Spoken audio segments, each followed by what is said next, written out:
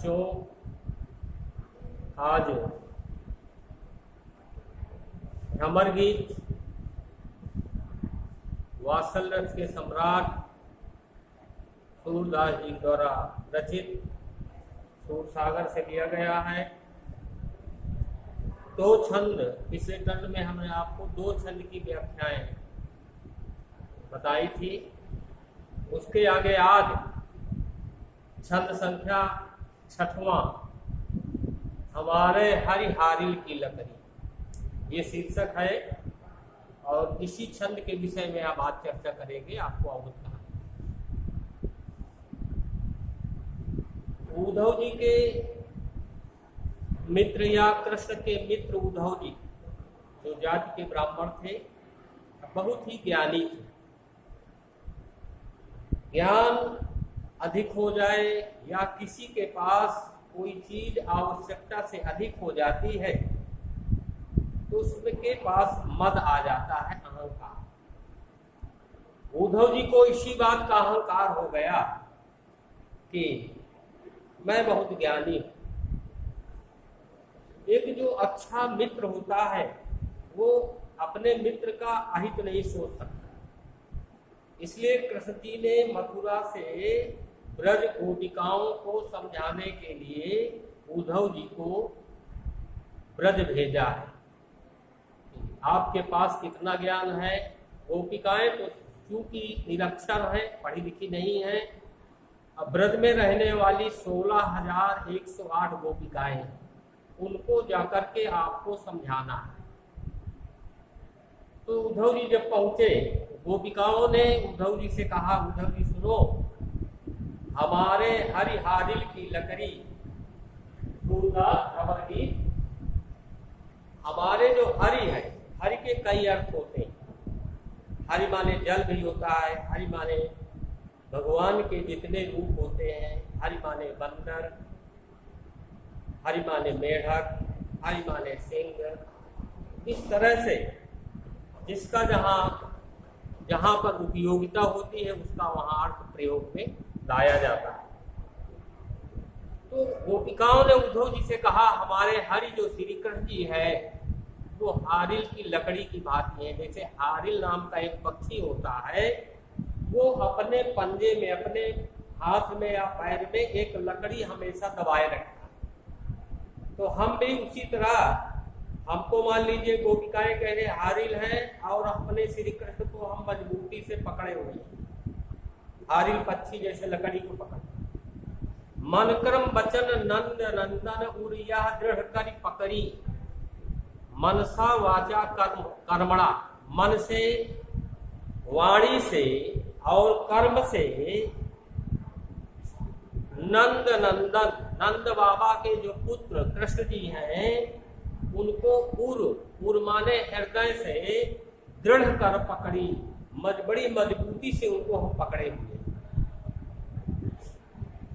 जागत सोवत स्वप्न दिवस निशि कान कान जकरी, जागते समय, सोवत सोते समय, स्वप्न में, दिवस दिन में और निशि रात्रि में कान्हा कान्हा करके हम उनको मजबूती से पकड़े हैं और पुकारती रहती। कोई भी क्षण ऐसा नहीं होता है जब हम कृष्ण की चर्चा न करें, कृष्ण की याद न करें। सुनत जोग लागत है ऐसा ज्यों करुई ककरी, आप जो योग की बात, निर्गुण निराकार ब्रह्म की उपासना की बात करते हैं, उसको सुनकर हमें ऐसा प्रतीत होता है जैसे कड़वी ककड़ी होती है। कड़वी ककड़ी लोग नहीं खाते तो वो हमें अच्छा नहीं लगता। सूतो व्याधि हमको लय आए, देखी सुनी न करी, आप तो हमारे लिए एक बहुत बड़ी संकट, बहुत बड़ी मुसीबत ले आए। आज तक जीवन में न तो उसको अपनी कानों से हमने सुना है, न अपने नेत्रों से उसको देखा है और न कर्म रूप में उसको परिणित किया है। ऐसी आप चर्चा कर रहे हैं। यह तो सूर तिनहि लय सौंपो जिनके मन चकरी, सूरदास जी कहते हैं ये चीज तो उन्हीं को जाकर के ले जाकर के दे दो जिनके मन चकरी, चकरी जानते हैं ना, जिसमें दाल वाल बनाई जाती है, चकरी माने चंचल, जिनके मन चकरी है यानी चकरी की भांति चंचल है, वो एक जगह पर स्थिर नहीं रहते। हमारा मन स्थिर है, हमने कृष्ण से प्रेम किया है, अब हम दूसरे से प्रेम नहीं कर सकती हैं। जिनके मन चंचल हैं, चकरी की भांति है, उनके पास ये अपना योग का संदेशा जाके सुना। ये था छठवां। अगला देखिए, उद्धव जोग जोग हम नाही। जोग का मतलब होता है योग, कई अर्थ होते हैं। एक धन एक धन एक, एक धन एक धन एक बराबर 3, योग या योग। अब संस्कृत में चूंकि व्याकरण की दृष्टि से देखा जाए तो जकारे यकारे न भेदा, चाहे आप जमुना कहें चाहे यमुना कहें, कोई भेद नहीं है, जा में या में कोई भेद नहीं होता। इसलिए जोग जोग हम नाही। आप किस योग की बात कर रहे हैं, स्पष्ट कीजिए ना। हम आपके योग बताए हुए योग को नहीं जानती, योग को नहीं जानती। अबला सार ज्ञान कहा जाने, कैसे ध्यान धराई। स्त्री को अबला कहा गया है, तो अबला हम स्त्रियां जो हैं अबला हैं, और ज्ञान का तत्व क्या है ये हम नहीं जानती हैं। और कैसे ध्यान धराई, जब उसके विषय में जानकारी नहीं तो उसका हम ध्यान कैसे करें, इस जो की आप बात कर रहे हैं। श्रवण चीर सिर जटा बंधाव, ये दुख कौन समाही। उद्धव जी ने कहा था निर्गुण निराकार ब्रह्म की उपासना करो, जैसे बड़े बड़े ऋषि मुनि संत लोग करते हैं। श्रवण चीर, कानों में, श्रवण माने कान, कानों में बड़े बड़े कुंडल कुछ संत पहनते हैं। सिर जटा बंधाव, बालों को बांधते हैं, वो बाल ऐसे उलझ जाते हैं कि कभी अलग ही नहीं हो सकते, जैसे हिमालय पर्वत में सघन वृक्ष, जैसे शंकर जी की जटाएं जटाजूट है। और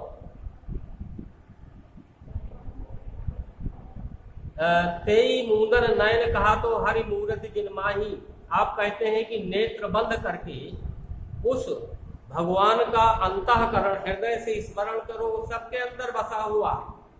उद्धव जी कहते हैं, तो गोपिकाएं कहती हैं उद्धव जी के बात पर, ऐसी कथा कपट की मधुकर। उसी समय में एक भ्रमर आ जाता है, भंवरा। तो गोपिकाएं कहती हैं, ये आप जो कथा कह रहे हैं हे कपटी उद्धव जी, आप जो है जो बता रहे हैं वो हमारे साथ छल कर रहे हैं। हम तय सुनी न जाही, आपकी बातों को हम सुन नहीं सकती हैं, आप हमारे साथ छल कर रहे हैं, इसलिए आपकी बात को हम नहीं श्रवण करें। कानों को में कुंडल पहनना, बालों को बांधना, ये दुख कौन समाही। बाल जो होते हैं वो महिलाओं का श्रृंगार होता है, अगर उसको सही ढंग से नहीं सहेजा जाएगा तो उसमें कीड़े पड़ जाते हैं। इसलिए आप कहते हैं उनको जटा बांध लीजिए, ये दुख कौन सहेगा, ये दुख हम नहीं सहन कर पाएंगे। चंदन तजी अंग भस्म बतावत, बिरा अनल अतिदाही। आप कहते हैं चंदन को छोड़ दीजिए, क्योंकि चंदन शीतलता प्रदान करता है। और भस्म बतावत, जैसे योगी लोग भस्म लगाते हैं, राख लगाते हैं शरीर में, आप भी भस्म लगाइए, उद्धव जी आप कह रहे हैं। बिरह अनल अतिदाही, तो हमारे शरीर में बिरह रूपी अग्नि लगी हुई, जब वियोग रूपी आग लगी हुई है उसमें हम भस्म लगाएंगे तो हमारे शरीर की या हमारी स्थिति क्या होगी, जलन ज्यादा होगी ना। जबकि उसमें चंदन लगाया जाए तो चंदन शीतलता प्रदान करता है, चंदन होता है ठंडा।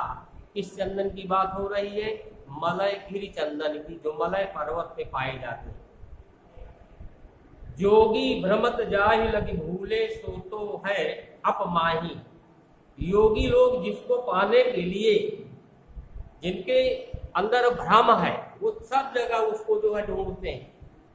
लेकिन उद्धव जी कहते हैं गोपिकाओं से वो भ्रम बस सब जगह ढूंढ रहे हैं, वो तो है अपमाही, वो सबके अंदर हृदय में बैठा हुआ है। यानी उद्धव जी के कहने का तात्पर्य है कि ये जो जीवात्मा परमात्मा का सूक्ष्म अंश है, यही सब कुछ है, वो ही परमात्मा है। सूर श्याम तय न्यारी न पलछिल ज्यों भट्टे परछाही। सूरदास जी कहते हैं कि गोपिकाएं उद्धव जी से कहती हैं कि हे उद्धव जी, आप ये समझ लीजिए कि हमको 16,108 ब्रज में रहने वाली समस्त गोपिकाएं, जितनी भी गोपिकाएं यहाँ हैं, सब कृष्ण से हम प्रेम करते हैं। तन मन धन मनसा वाचना वाचा कर्मणा, मन से वाणी से कर्म से हम उसी से निरंतर प्रेम करती हैं। और हम ठीक उसी प्रकार हैं जैसे एक क्षण कोई घट है, कोई घड़ा है, और घड़े की परछाई घड़े के साथ साथ रहती है, तो हम भी श्री कृष्ण के साथ परछाई की साथ तरह हमेशा उन्हीं के साथ रहती हैं, उनसे अलग एक क्षण नहीं रहती। ये गोपिकाओं ने उद्धव जी से कहा। उद्धव जी कृष्ण के बहुत बड़े मित्र थे, बहुत ज्ञानी थे। ज्ञान का घमंड हो गया था, वो दूर करने के लिए कृष्ण ने उद्धव जी को मथुरा से ब्रज के लिए गोपिकाओं को के लिए संदेश वाहक बनाकर भेजा है। अब ये बात जब गोपिकाओं ने कहा, तो क्योंकि उद्धव जी के एक भी तर्क से गोपिकाएं सहमत नहीं हुई, उद्धव जी के एक भी तर्क से गोपिकाएं सहमत नहीं हुई। और उद्धव ने जितना भी तर्क दिया, उस तर्क के में गोपिकाएं ने जो तर्क दिया, उद्धव जी को निरुत्तर कर दिया। उद्धव जी की बोलती बंद हो गई। यहाँ एक प्रकांड विद्वान हो और एक तरफ निरक्षर लोग लगे हों, तो गोपिकाओं ने यही किया। तो उद्धव जी उनके प्रश्न का कोई भी उत्तर नहीं दे सके और हाथ मलते रह गए उद्धव जी। तो ज्ञान का जो घमंड था, धीरे धीरे करके उनका गर्व जो है वो टूट गया। वहां से उनको कृष्ण के प्रति और प्रेम बढ़ गया। बच्चों, आज यहीं तक, कल फिर आपको आगे इसी छंद की अगले छंद की चर्चा करेंगे। धन्यवाद।